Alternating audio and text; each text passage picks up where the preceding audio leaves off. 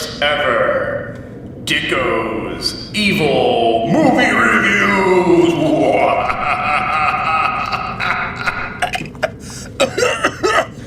My name is Larry Dicko, and this is Fuckface. How you doing? His face is kind of fucked. This is a show in response to two things. One, movies fucking suck now, right? Movies fucking suck now. Two, critics fucking suck now. And I've had it. You go to the Rotten Tomatoes site, which is the aggregator, and you look at a movie and it's a fucking piece of shit, and it has like 87%. What the fuck are they doing? Critics are supposed to be the people who see what we cannot. What the average person cannot see, a critic can see. When I was a kid, Hollywood was a place that was considered magical. In fact, they called it the magic of Hollywood. You could see all kinds of movies that you couldn't believe your eyes. Goonies, Wrath of Khan, Tron, Empire Strikes Back, Conan the Barbarian, Scanners. Now, what's Hollywood known for? Being out of ideas. Now Hollywood is just a money factory. No one cares about making a good movie. They care about making, $53 million in an opening weekend and making more money overseas off of a super shitty movie that's a fucking remake. Like Conan the Barbarian. How you gonna remake Conan? What do you think about Hollywood now, fuckface? That's pretty fucking ridiculous. What bugs you particularly? What don't you really like? Remakes. Remake Total Recall? Are you fucking serious? Yeah. Ridiculous. He's got a point. Why don't you remake a shitty movie? Hey, remake Short Circuit. Hey, remake Zap with Scott Baio. Well, actually, that's a pretty good movie. It used to be, you had to go to school to be a critic. You had to get like a film degree. And here it comes Bobby Buttfucker. Well, I think Batman was one of Cinema's greatest achievements. So, the first movie we're going to start with is the most overrated movie of 2012, without a doubt. Any guesses, fuckface? I got an idea. What is it? Batman! Batman! Yes, it is in fact Batman. Batman. The Dark Knight Returns. The Dark Knight Returns. It was like 2 hours and like 80 years long, but it was an absolute piece of shit.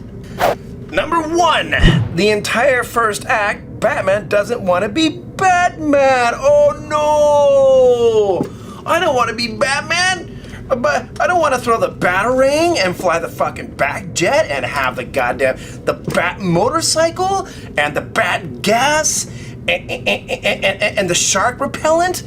And I don't want to do that. No, I hate being Batman. I hate being Batman. I don't want to shoot the shit with Morgan Freeman on a regular basis. Who would want to do that? No man, no matter what happened, would not want to be the Batman. That is bullshit. Two. Oh, my girlfriend died. Oh, it's sad. Oh, no. Oh, no. Grow up. Be a man. Let me tell you, there are plenty of policemen, people in the armed services that go out there and try to fight bad guys for a living every day.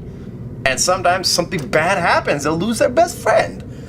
They'll lose someone they love. Do you think they sit around in their mansion in their dirty pajamas just crying for 8 fucking years? No. They grieve. They get back up on the horse. They go out there and fight crime. Tell me you're gonna be the Batman, try to stop crime, try to stop maniacs, and then you're just gonna stop doing it for 8 fucking years and let women get raped and let people's parents get killed in alleys after watching the opera? Of course you're not. 2, Alfred. Oh, Michael Caine. How I love you, Michael Caine, you great British Cockney actor. You're great in the first movie. You're great in the second movie. You go from being a super helpful, wonderful butler to a fucking Jewish mother who can't think of anything else than seeing her dear son married. You don't care people getting killed in Gotham. You just want him to stop being the Batman.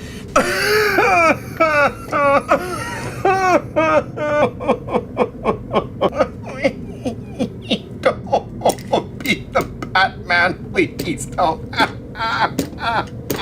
You spend like 5 hours crying about Batman being the Batman. You're literally trying to stop him from being the thing everybody in the movie theater paid money for him to be. And you're trying to stop it so he can get a girlfriend. Really? That's the big thing. And why didn't damn Batman use his damn Batmobile when he fought Bane? Isn't that your big thing, is you have like 50 flying dildos and... Got all kinds of shit in there. Right. All kinds of shit. Right. Ridiculous. You got all this shit. Use it. Use it. Like a back grenade. How about a back grenade? Anything. I don't know. Anyway, what would you do if you had Batman's utility belt, which used to be yellow? What would you do with it, fuckface? Grappling hookers. Anything. I don't know. Grappling hookers. Ah, that's a good idea. That'd be a good idea for a movie about like hookers. Wrestling. Who are good at like combat. You could call them grappling hookers. Grappling hookers. And here's my biggest problem with Bane. He seems like a jolly guy. Like someone you'd want to hang out with. Batman is like a little pisser, like mad about it in his dirty pajamas, and Bane's running around like having a party, like blowing shit up. Let's do a little role play. I'll be Bane at a party, and Batman, and you'll be Batman at the same party. Okay. This is Batman and Bane at a party.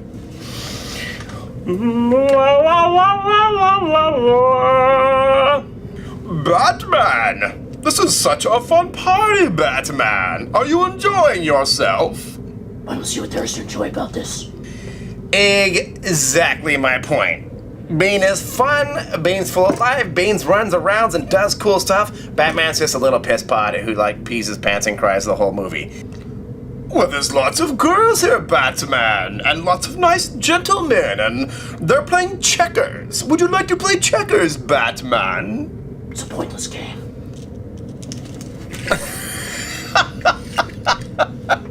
Okay, well, fuckface is gone. Handsome Dan, what did you think of the movie?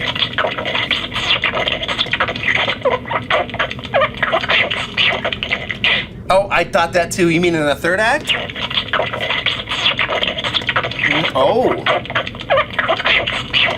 Well, interesting, Handsome Dan, as always. Now, fuckface, let's get back to the show. Let's try and get my balls on the table. God. Get your balls up here. So, Jesus. America the world needs to see your balls. You know, of all the fuck faces I've known, you're the handsome. You're the handsomest. I think you're a strong personality. That's right. You know, you got a nice head. Yeah, I got a red. You know, you're on the balls. Hey. Like, okay. Hey. All right. I'm sorry. Now, the next part of the movie I thought was fucking horrendous was the ridiculous soundtrack. Every single scene was like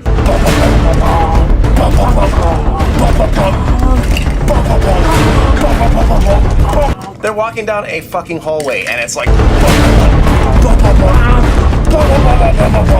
let me tell you something. A wise old designer once told me, if every word on a page is bold, no words are bold. There's something to that.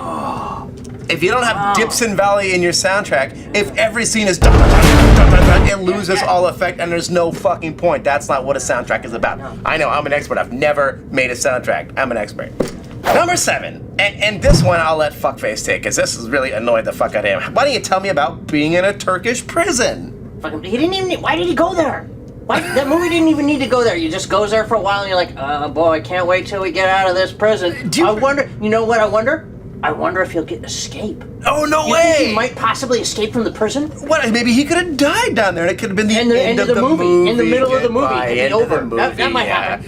No, I'm really happy they put that 47-minute long prison scene where he had to escape like 20 times, and it fucking. Number 12, and can you do a spoiler alert for me, fuckface? Yeah. You ready? Yeah. Spoiler alert! Spoiler alert! Spoiler alert! Okay, and here comes the spoiler alert of the movie. Watch out! Good fucking gravy, wholly predictable endings Batman.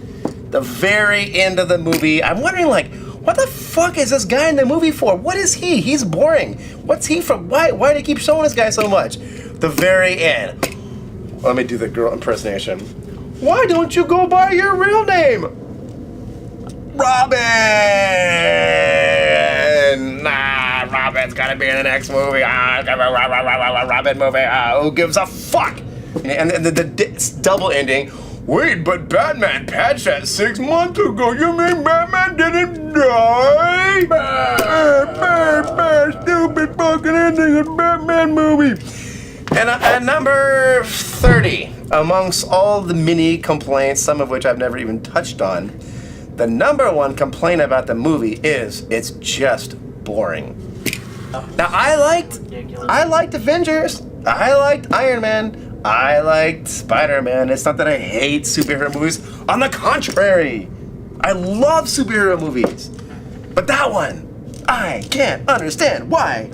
It was 2 hours and 45 fucking minutes when it was a stupid... You like that? You like that stupid, boring story? And now, after all of this giant Batman rant...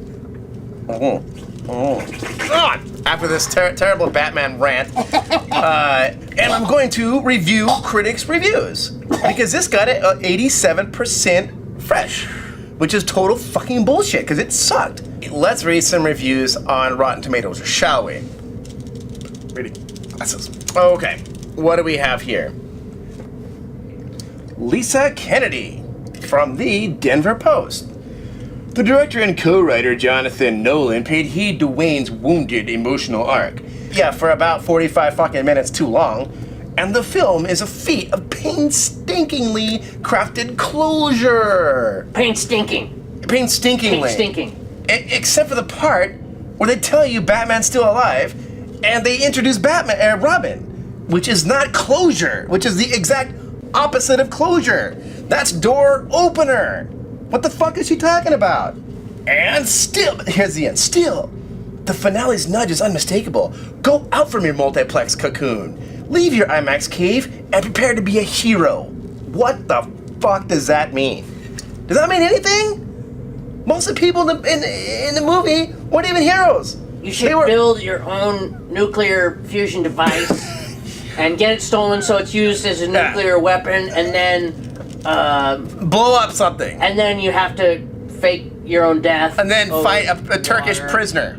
Lisa Kennedy, did you actually watch the movie or did you pretend to drop your jujubes so you could suck off the guy next to you for 2 hours and 30 minutes instead of watching the movie then just made a bunch of shit up? I'd like to know. Please leave it in the comments field of this YouTube video. Thank you. That's right. The next person manages to mitigate its slew of shortcomings in a cinematically administered turbocharged dose of adrenaline in the form of sublimely symphonic finale. What the fuck does that mean? It's like if you could jack off using only words. It's like, that's basically what that is. In 1947, the Congress passed a law limiting every movie critic's alliteration use to 3 per paragraph. You can't base your entire fucking review off of alliterations unless you're Stan Lee. Let's read it again.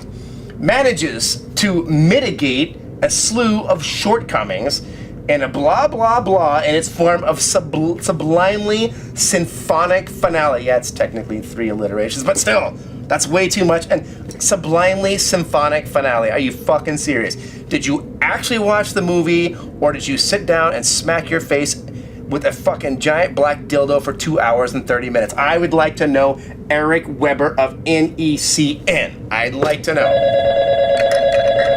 The bone phone! The bone phone! Let's find out who's calling us on the bone phone! All right, let's see who's calling us on the bone phone. Grab that bone. Hello. Oh. Well, hello, Eric Weber from NECN. How are you? Oh, gosh. You don't have to call me to tell me you're a total fucking idiot. I know. I read your review on Rotten Tomatoes. You're an idiot. And it's very nice of you to call me and tell me, but it was absolutely unnecessary. But thank you. I appreciate the gesture. All right. Bye-bye. And that brings us to the end of our show. Thank you very much for watching us. Want to say thank you, fuckface? Thank you, fuckface. Fuck you, fuckface. Next month, I will do a show about a more current movie. So you can look forward to that. Tell your kids, your grandma, whatever. Hey, grandma. Grandma! I got an evil show I'm doing about a movie that sucks balls. That's right. I hope you like it. That sounds very interesting, Sonny. Until next month, I'd like to say thank you for watching Dicko's Evil Movie Reviews with Larry Dicko and Fuckface and Handsome Dan. Bye-bye.